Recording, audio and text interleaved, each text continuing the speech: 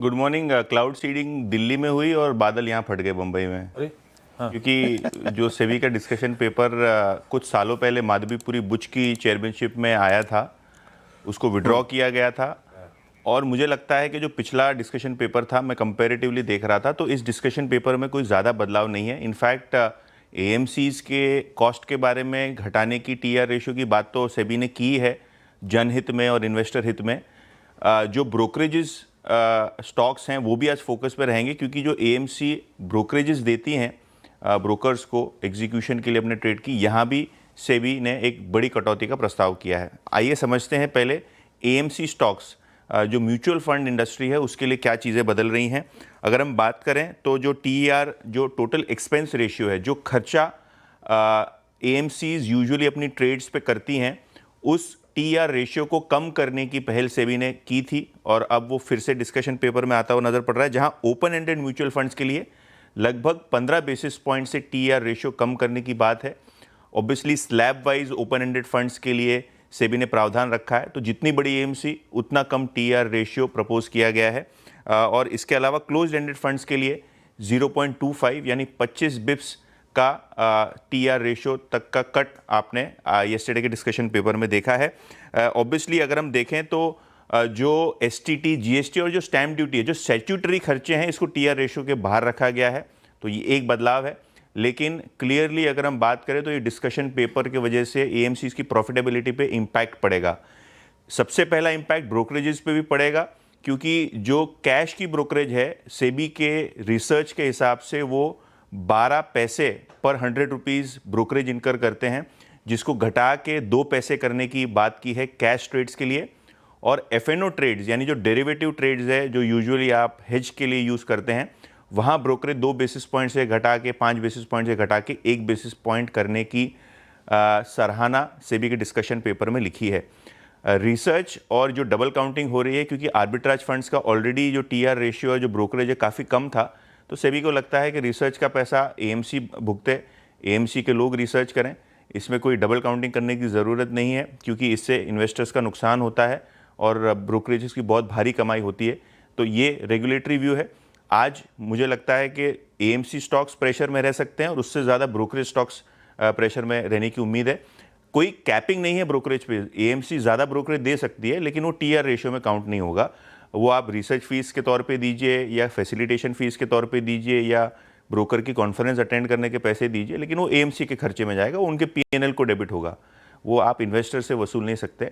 तो TR ratio एक ऐसा एक्सपेंस रेशियो है जो आप इन्वेस्टर से वसूलते हैं, उसको कम करने की पहल पिछले चेयरमैन ने भी की थी और यहाँ भी अगर आप देखें तो सेबी इन्वेस्टर हित में एएमसी का एक्सपेंस रेशियो कम करने की कोशिश कर रही है और ब्रोकरेजेस का खर्चा भी कम करने की कोशिश कर रही है। बिल्कुल। तो जो हम कह रहे हैं ना, ये कि कंसल्टेशन पेपर है और जवाब मांगे हैं, जवाब मांगे जाएंगे, तो ये एक्सरसाइज ऑलरेडी सेबी ने एक बार पिछले चेयरमैनशिप की लीडरशिप में किया था। वो पेपर आया था, विड्रॉ हुआ था, और जो पुराना पेपर था और नया पेपर है ना, उसमें कोई अंतर नहीं है। तो जो पिछले 3, 4, 5 साल से सेबी एक्सरसाइज कर रही है और जो सेबी का स्टांस है वो सिमिलर है दोनों चेयरमैन का। तो ऐसा बनता नहीं है यूजुअली, विड्रॉल के बाद सिमिलर पेपर आप वापस लेके आए बाजार में। तो मुझे लगता है सेबी ने इस बार ठान लिया, मुझे लगता है मन बना लिया है, मन बना लिया है। और इस टाइम चपहित में एएमसीज भी नहीं है, ब्रोकरेजेस भी हैं। तो ये देखना होगा कि इंडस्ट्री इसको कैसे लेती है। इंडस्ट्री पहले भी अपोज कर रही थी कि भाई ऐसा होता है, वैसा होता है, हमने बहुत मेहनत की है इन्वेस्टर अवेयरनेस करने के लिए, लेकिन 5 साल में अगर आप एयूएम ग्रोथ देखें, एसआईपी के आंकड़े देखें, खर्चे तो एएमसी के उतने ही हैं, राइट। और एएमसी कोई ऐसा हेवी एम्प्लॉयमेंट तो होता नहीं कि आप 10-20 लाख एम्प्लॉयज़ पूरा एएमसी संभाल रहे हैं, राइट। सो मुझे लगता है कि जिस हिसाब से एएमसी के एयूएम में ग्रोथ हुई है डिसप्रोपोर्शनेट, एसआईपी जिस तरीके से आ रही है, खर्चे कम हुए हैं एएमसीज के, और सेबी ने डेटा के साथ इस टाइम डिस्कशन पेपर डाला है कि आर्बिट्राज फंड्स अगर कम ब्रोकरेज देते हैं तो आप क्यों ज़्यादा देते हो, ग्लोबल इतनी स्टैंडर्ड प्रैक्टिस है तो आप क्यों इतनी करते हो। तो मुझे लगता है इस टाइम बहुत सीरियस नोट बना लिया है, इस टाइम शायद ये फैसला आ रहा है। मिक्स्ड है आशीष। इनफैक्ट रेवेन्यूज की बात करें तो 4% की ग्रोथ, एबिटा 5% नीचे है और नेट प्रॉफिट 26% नीचे है, 638 करोड़ के आसपास। मार्जिन जो हैं यूजुअली स्टील कंपनीज के Q2 में थोड़े फीके एक्सपेक्टेड थे, यहाँ 17.8% आए हैं, जो पिछले साल 19.6% के आसपास थे। अच्छा, इन्होंने एक नया केपेक्स शुरू किया है, तो केपेक्स के रिलेटेड नए खर्चे भी हैं, स्टार्टअप कॉस्ट भी हैं, तो शायद थोड़ा बहुत बाजार इसको बेनिफिट ऑफ डाउट दे, क्योंकि स्टील साइकिल और मेटल स्टॉक्स में एक रैली सी आपने देखी है, तो शायद आज ये एक मिक्स सिग्नल है। देखते हैं मैनेजमेंट की कमेंट्री भी कैसी रहती है, लेकिन हाँ, वो स्टार्टअप कॉस्ट नए प्लांट को लेके हैं, जिसके कारण थोड़ा बहुत दबाव ज़्यादा बन चुका है ज़रूरत से। श्री सीमेंट के नंबर्स जी, तो श्री सीमेंट के नंबर्स की बात करें तो इन लाइन विद एक्सपेक्टेशंस ये हैं ब्रॉडली। अगर हम मुनाफे की बात करें तो 277 करोड़ आया है, जो 93 करोड़ था, तीन गुना जंप है, लेकिन पिछले साल का बेस छोटा था। रेवेन्यूज में 16% का जंप और एबिटा में शानदार बढ़त आपने देखी है, पिछले साल के मुकाबले 43.5% जंप है, 850 करोड़ रुपए के आसपास एबिटा आया है। और एबिटा मार्जिन्स में भी सुधार है, क्योंकि जो पावर रियलाइजेशन है, जो सीमेंट रियलाइजेशन है, अनुमान से थोड़े बेहतर आए हैं, इसके लिए मार्जिन्स इंचअप होकर लगभग 20% के आसपास आए हैं। मार्जिन इंचअप हुए। एनबीएफसी स्टॉक्स का रुख करते हैं आशीष, जहां M&M finance net interest income 16.5% बढ़ी है, 2100 करोड़ के ऊपर। अगर हम मुनाफे की बात करें तो यहाँ भी 54% का जंप। डिसबर्समेंट्स जो हैं 3% साल दर साल बढ़ी हैं। एयूएम 13% बढ़ा है।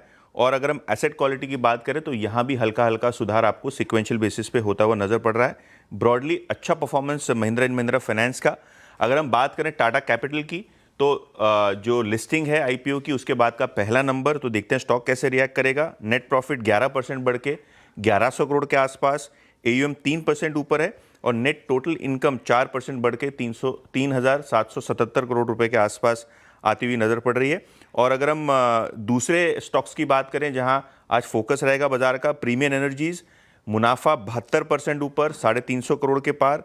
हैप्पीएस्ट माइंड्स, यहाँ अगर हम देखें तो नेट प्रॉफिट 54 करोड़ आया है, 5% सीक्वेंशियल डिक्लाइन है। एबिट जो मार्जिन परफॉर्मेंस है थोड़ा इंप्रूव हुआ है, 6.5% यहाँ सीक्वेंशियल ग्रोथ देखने को मिल रही है और मार्जिन 30 बेसिस पॉइंट्स आपको बढ़ते हुए नजर पड़ रहे हैं। इसके अलावा क्रेडिट एक्सेस ग्रामीण, यहाँ थोड़ा बहुत एसेट क्वालिटी का प्रेशर है। नेट प्रॉफिट 50% घट के 55 करोड़ के आसपास आया है और gross premium net interest income जो है वो 6% बढ़ा हुआ है और 1028 करोड़ के आसपास वो नंबर आता हुआ नजर पड़ रहा है।